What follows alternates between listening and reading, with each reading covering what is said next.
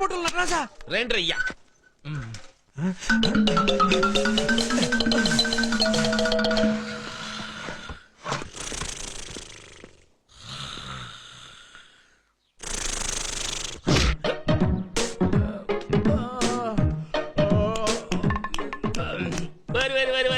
వరి ఏందిరయ్యా టీ తెప్పించమంట పొద్దు ఆడిన నాటకాలు చాలు గాని ఏంది ఇది మెత్తకుంటానికి వేసుకున్నాను సార్. మెత్తకుంటాయని వేసుకున్నా మెత్తకలేరు సార్ నొప్పి పడుతుంది. ఎందుకు మరి అట్టా పెట్టా పక్కోడి ప్యాక్ చూసి చూసి అటు పక్కోడి ప్యాకే కానీ ఇటు పక్కోడి ప్యాక్ చూడవా ఇంకా నీ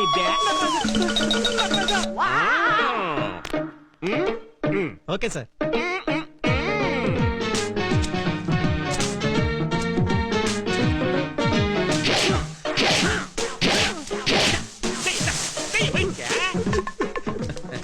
నటరాజా నాకే పాపం తెలియదు నటరాజా. అవునరా నా జలపాల నటరాజా నీకే పాపం తెలియదురా.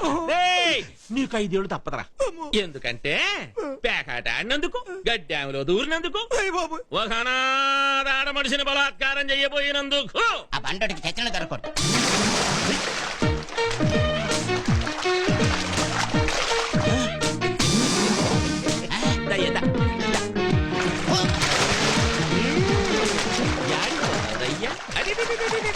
శాపరాగిస్తుందనే ఇక ఏదైనా నా వల్ల కాదు.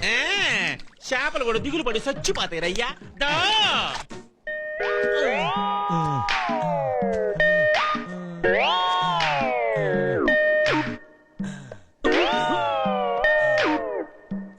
యాందిరయ్యా యాం చేస్తున్నా పాలు పాలు బితుకుతున్నా హెడ్ గారు. పట్ట పగలు మిట్ట మధ్యాహ్నం పాలు బితుకుతున్నా దున్నపోతుకి దున్నపోతుకి పాలేమత్తయిరా. నిన్న గనక టేషన్కి తీసుకెళ్ళి ఉతికితే నా స్వామి రంగా పాలే పాలు. ఏంటండి మా ప్రెసిడెంట్ గారిని పెట్టుకున్నారు? యాంది ఈడు ప్రెసిడెంట్ మాజీలండి, ఆయనకి అసలు ప్రెస్టేజ్ ఎక్కువండి బాబు. మరందుకే పోలీస్ స్టేషన్ లో బాగా మర్యాద చేద్దామని తీసుకెళ్తున్నాము. అయ్యి బాబాయ్, ప్రెసిడెంట్ గారిని పోలీస్ స్టేషన్ కి తీసుకెళ్తే ఊళ్ళో ఆయన పరువేం కావాలి? మరి పేకాడడానికి పరువు లేదేంటి?